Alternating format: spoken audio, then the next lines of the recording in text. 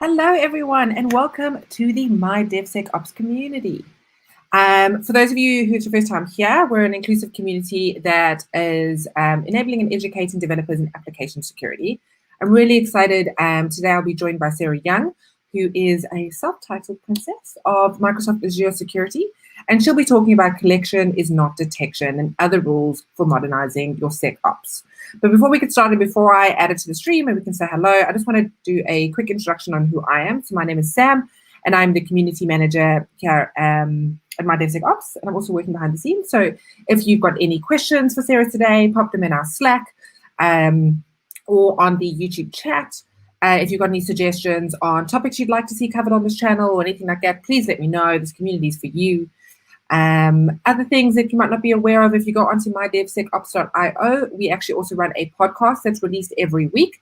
The president and founder of Sneak hosts a number of different guests. The podcast is called The Secure Developer, and definitely check it out.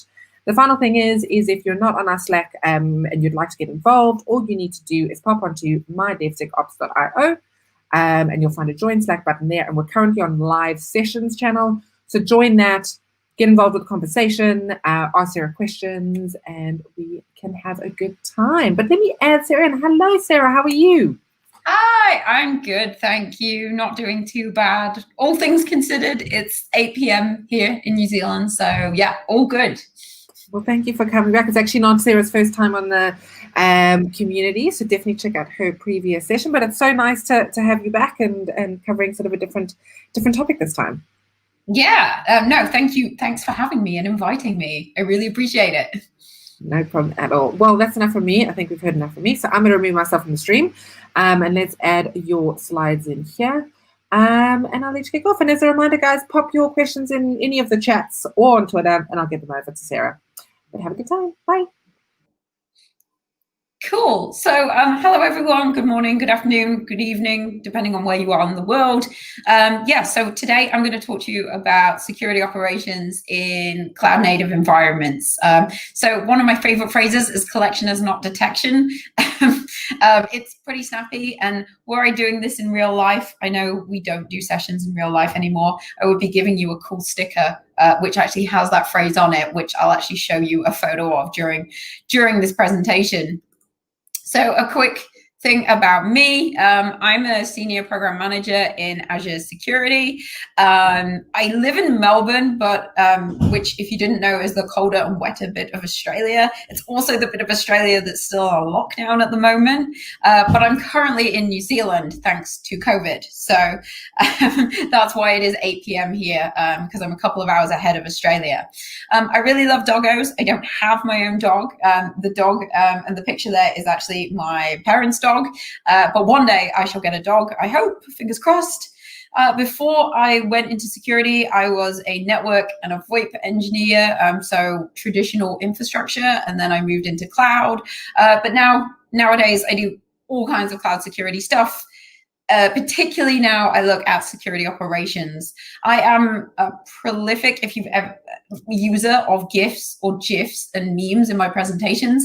If you've ever seen me do a presentation before, you'll already know this. Sometimes they can be a bit obscure, so I will explain them as I go along if I think they need explaining. Real quick, just if anybody doesn't know, Melbourne is here, but Wellington is here. So yeah, I have been in Wellington for the past 4.5 months, and I expect to be here for the foreseeable at the moment. But if you're following the news and the details of what's happening in the world, New Zealand is actually a pretty good place to be. So I'm certainly not complaining about it. So what am I going to talk about today? I want to talk about why security operations are important. Now, that does seem to be a fairly obvious question, fairly obvious question and answer. But in fact, people aren't always clear on why security operations are so important. We're also going to do a quick recap of how we did security operations on-premise as well, because it is important to understand what we used to do and then what we need to do if people are using cloud or cloud and on-prem, so hybrid environments. We're going to talk about the what, the who, the how, and the when of security operations, like how do you do it? And then we're going to just touch on at the end use cases. So use cases, use cases, use cases, use cases. They are so important. And, this is, and I should say before I get going, security operations and monitoring is a huge topic. It's really, really big, and there's no way I can cover it possibly in the time that I've got today. But, I'm hoping that through listening to this session that it will give you some things that you should think about, and then you can start to dig into them in a bit more detail. The picture I have there is a Shiba dog who lives in Melbourne called Tofu. He has his own YouTube channel, and I'm kind of obsessed with him. But he does, in fact, he actually did a video where he was talking about hacking. So I just needed to get that in one of my presentations. So as you can see, sometimes my pictures have nothing to do with anything at all. But so why is security operations important? It seems obvious, but I think, as I said before, it's important to recap that. I always like to throw in one of these. Unfortunately, there isn't a specific security operations one, but I'm sure you've all seen variations of this meme with different jobs, but let's take a security one. So, I think the one that resonates with me the most is the what users think I do, which is break things, what IT managers think I do, which is burn money, and obviously what society thinks I do, which is I'm a hacker. Now, this runs true. This is a more general security one, of course, but these misconceptions run true for security operations as well. Lots of the time, people don't even differentiate between general operations, as in maybe checking things are available and performing as they should be, with security operations. And they are two quite different tasks. So I guess the main takeaway here is, people don't always really properly understand what security operations people do. But, why should we care? So, I just picked these up. I was going for container stuff when I did this, but I just picked up, data breaches. I just searched on the internet and found plenty of different breaches, because there are breaches all the time, and security operations is the way of finding them. And because, realistically, we should be taking an assume breach position now. So, realistically, you have been breached at some point as an organization, whether you know about it or not, or whether it caused a lot of damage. We do recommend nowadays that you assume breach, even if you don't know about it.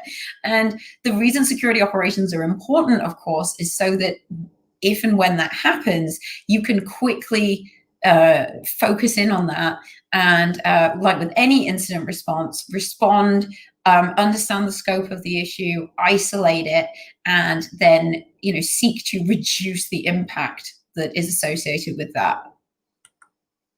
Another thing I just wanted to talk about, because this is really important, is just to understand the kind of attack surface we're looking at, particularly in these new hybrid environments where people have some cloud and they also have on-premise, or they might be entirely in cloud.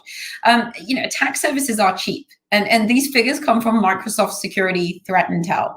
An exploit kit costs $1,400 a month. And this is US dollars, by the way. The one that gets a lot of attention, of course, is 0 days. Now, 0 days are quite rightly, people are worried about 0 days, because 0 days, of course, are vulnerabilities that have no patch. So, of course, that means that they could be exploited much more easily. But the reality is, to develop a 0 day actually can be quite expensive. So you can see that it costs from about $50,000 to $3.5 million to develop a 0 day, because it requires a lot of research and skilled people to actually find those 0 day vulnerabilities. And of course, when a 0 day is discovered and exploited, then people issue patches. So you can't usually use them for a long time either. But if we look at some of the other types of attacks, so ransomware costs $66 up front, or if you go on the dark web, you can basically get ransomware as a service. So you can go on the dark web and you can pay someone to do the ransomware for you, and then when your victim pays up, they take 30% of the profit. People are making this into a business. Compromised loads, so that's about $1, depending on the precise model of the device. It can be even cheaper, as you can see there. Spear phishing, so specifically targeting someone in a phishing attack, is about $100 to $1,000. Compromised accounts are incredibly cheap, and we know that there are lots of compromised accounts out there.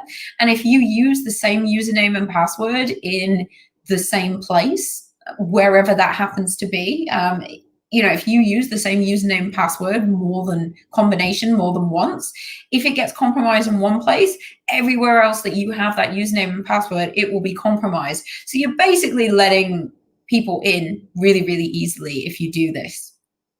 Denial of service, DDoS, costs about $800 a month, so fairly cheap. And the point I want to get at here is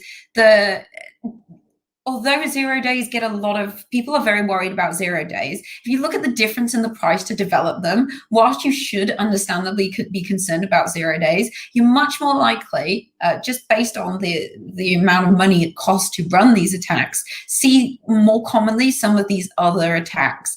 And although you can mitigate against them, and there can be patches to stop some of these things happening, the fact is that these attacks still can be successful a lot. So just to put it into perspective,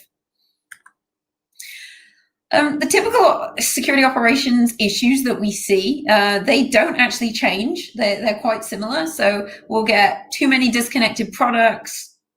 So you may have to jump. We talk about single pane of glass a lot, but the reality is the reason people want a single pane of glass is because they don't have it, because they just have too many products and you have to jump from one window to another window to another window, and it can be really difficult for SOC analysts. Environments are getting more and more complex. So as I said, you may have some on-premise, you may have a cloud, you may have more than one cloud. And so it's starting to get really, really difficult for people to get proper visibility. And too many alerts. There is research that shows that something like about 45% of alerts in a SOC will never get looked at because there's just too many of them and not enough people. So I think that gift there is fairly obvious. There is a recognized problem, which is known as alert fatigue, where a SOC analyst, they will just see too many alerts and they just start to ignore them, and it's just what the human brain does. And that is called alert fatigue. So it's important to be mindful of that as well. So you'll hear a lot of people talk about single pane of glass. Single pane of glass is notoriously very difficult to achieve in reality. So that's why I had the smashing the pane of glass here. I think realistically, most complex organizations should maybe aim for like several panes of glasses, maybe one window, as opposed to just one pane of glass for everything, because it is very, very difficult to achieve. But you should certainly look to reduce the number of portals and things that you need to look in when it comes to operations. The other thing that's always been a problem is silos. So often in operational teams, you may have the network team, you might have the Wintel team, the Linux team, you might have security for one part of the business, security for another part of the business. And these silos don't talk to each other. Now, we know that silos can be a problem from a variety of different reasons, not just from security operations, but definitely in a security operations perspective, it's really not good, because your attackers will not just go and look at your identity. They won't just go look at Wintel. They won't just go look at cloud. They're going to move their way through your entire organization. So, and obviously, as it shows here on, you don't even know the other one is there. Teams can be working at cross purposes sometimes as well, which isn't good. So just to build on that, we can see here, here is our attacker. An attacker will go straight across all of these different silos that you have. So say your endpoints, your emails, etc. And if your defenders or your SOC aren't aren't able to follow them across there, or your defenders work in different silos, then it's going to be really, really difficult for you to be able to effectively hunt down these attackers, because I have a sticker that says that's out of scope, said no attacker ever, because an attacker isn't just going to stick to one part of your enterprise. They're going to go through anything and everything that they can. And so you need to make sure that when you're doing security operations, that you do the same there. And traditionally, this has always been a challenge. So how did we do security operations on premise? It's the classic, I had to bring it in because we always have to bring this one in when we're talking about security on premise. We've got the castle analogy. So if you're not familiar, if you've never heard it before, of course, when you have a castle, doing security on premise is very much like a castle. So you have big perimeter walls, you'll have a moat, you'll have a drawbridge, and the idea is you stop people getting into your castle. But if they get in, once they're in, they can pretty much do whatever they want. And this is how we used to approach security, that you would have a big fortified perimeter with firewalls, with a DMZ, etc. But then if you got past that perimeter, then there weren't nearly as many controls when you managed to breach the perimeter. And that's more of a security architecture thing, but it does lead into how we do security operations, because there is still a big focus on, a lot of people still think that you need to focus on exclusively collecting logs from your perimeters, so your firewalls and things like that. Whilst that's still important, it's not the only thing that you need to collect logs from, and that's important to remember when we start to move into this new environment. There's also a mentality that you should collect absolutely everything you can logs wise. Now, as you can see, this is my sticker, collection is not detection.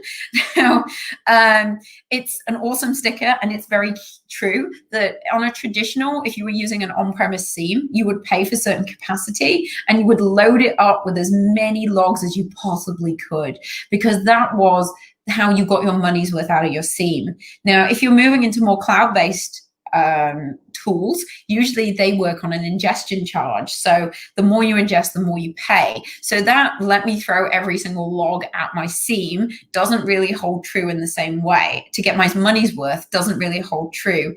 The other reason it's not a good idea, it's not just about cost though, is that if you put loads and loads of raw logs into a SIEM system, you need to be able to correlate them and raise alerts, etc. And if you don't do that, then there's no point really collecting them in the first place, unless you're going to do something with those logs, either detect on them or do hunting. There's no point storing them in your SIEM. You might as well just archive them in cheaper storage. So that's something to bear in mind as well, because definitely the mindset of just collecting everything as much as you can is still prevalent to this day. So you can see here, this is a lady with all the things, collecting as many. I don't know why, I just went for a cat lady with all the cats. So she's collecting as many cats as she possibly can, but probably not a good idea. So how, what, who, and when? So how? I mean, the first thing you need to think about is that you need to make a choice in modern SecOps. Are you going to do your modern SecOps in the cloud?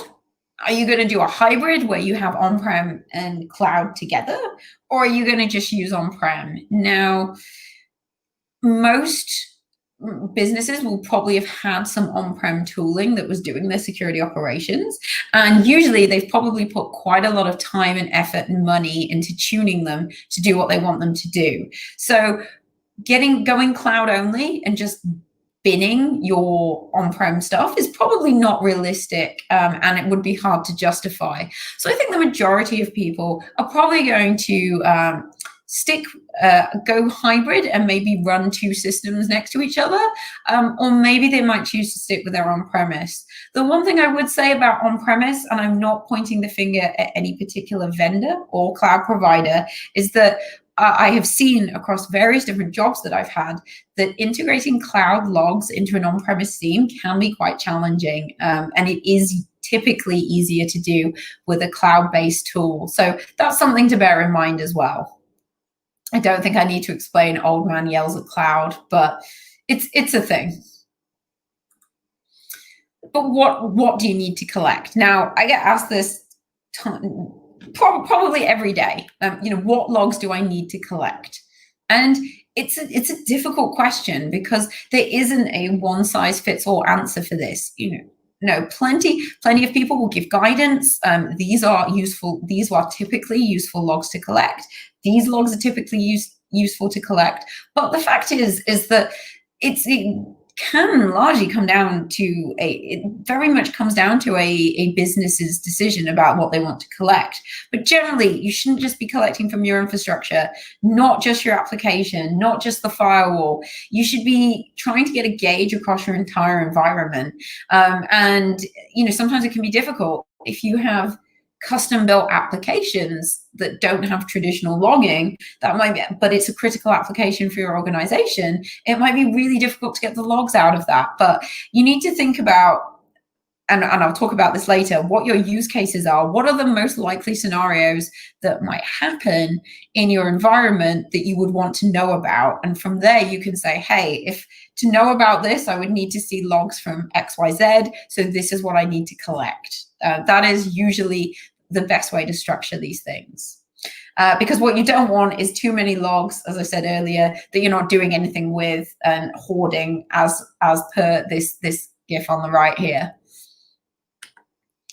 But who? Now, this is definitely, the conversation would go on all day, but you need to think about who are the tools or the products or the vendors that will help me get the visibility I need into my environment to do security operations properly. So the kind of, I'm not going to name any types of tools here, but the kind of things you need to think about are vulnerability scanning, a SIEM, of course, so a security information and event system, runtime security, auditing, policy tools, image repositories. There could be plenty of other things as well, depending on precisely what you run in your environment. So I'm not going to name drop any particular tools here because there are many out there. They have their pros and cons.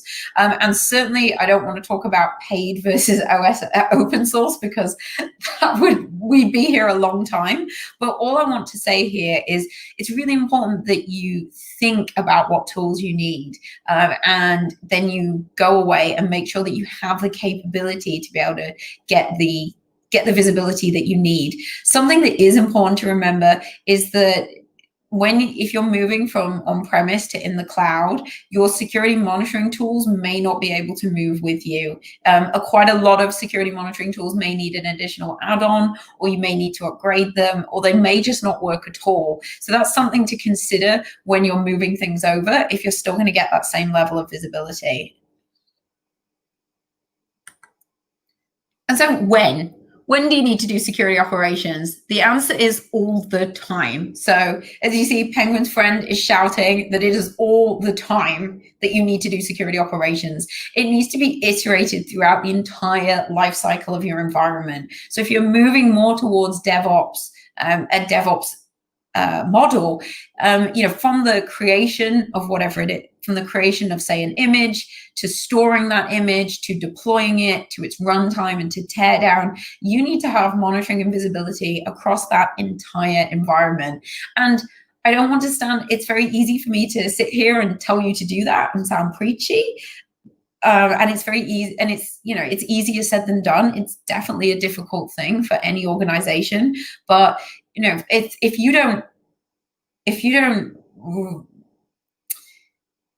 if you're not getting the visibility that you need across the entire organization, then there will be times where absolutely attackers will look to exploit the places where you are not looking. So you need to try and reduce that as much as you can. So the last thing I want to talk about, and I only have one slide on this because I would go on about it for far too long, is, and I also like clickbaity titles, but my top security operations hack is understand your use cases. And as you can see, I've written it 3 times because it is very, very important. If you don't understand your use cases, you can't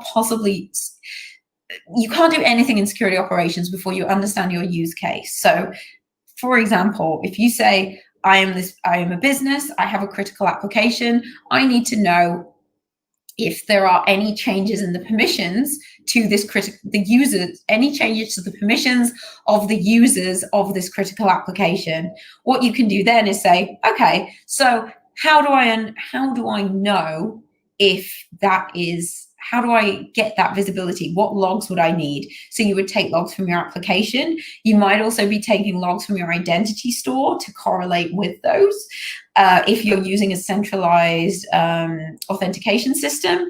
And then you can justify saying, okay, so for this use case and to mitigate this risk or mitigate this kind of attack, I'm going to collect XYZ logs. And that's really good because it also gives you some traceability in understanding what you're trying to achieve as well. Many businesses will just go in and say, right, I'm going to collect every log I can and then work out what I'm going to do with it later.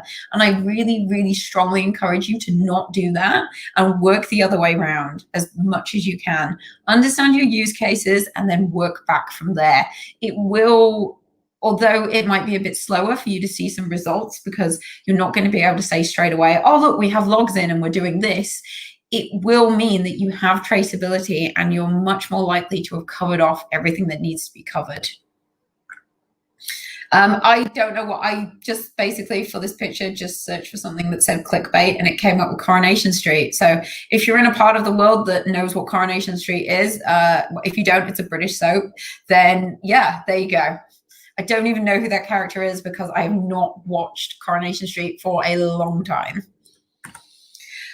So to conclude, you could never do a security operations talk without having this good this is fine in, but you know, security operations is always a challenge. There's always going to be breaches and it never ends. And we know that from security generally. Security never ends. We're always having to improve, refine, and tune. And it's exactly the same in security operations. A lot of businesses now moving into these hybrid or cloud environments and moving towards DevOps models are, you know, doing security operations is definitely a challenge for them that they have to navigate. So it's really important that you sit down and think about these things and don't just move things over and assume everything will be fine, because that's usually not the case. You do need to have a think about what you want to do.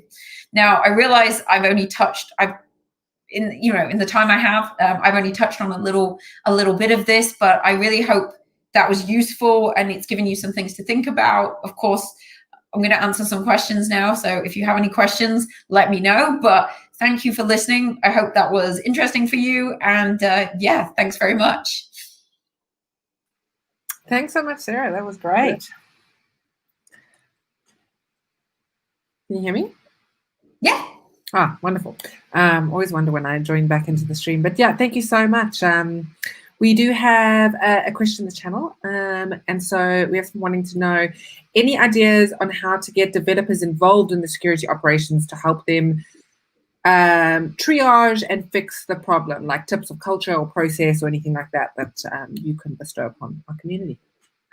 So I would say, because traditionally a developer wouldn't get involved in the operational side per se, but certainly when it comes to fixing a security incident, if it's to do with their application, they're going to have to get involved.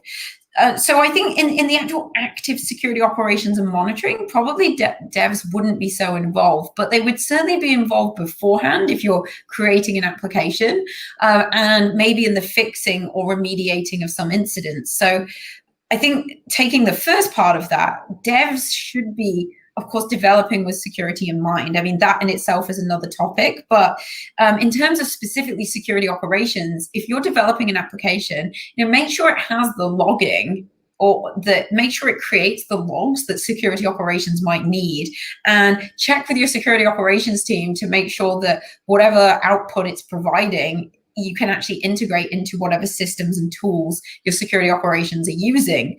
On the other side of things, of course, if there's something that needs to be fixed or remediated on the application side, then certainly devs should be involved.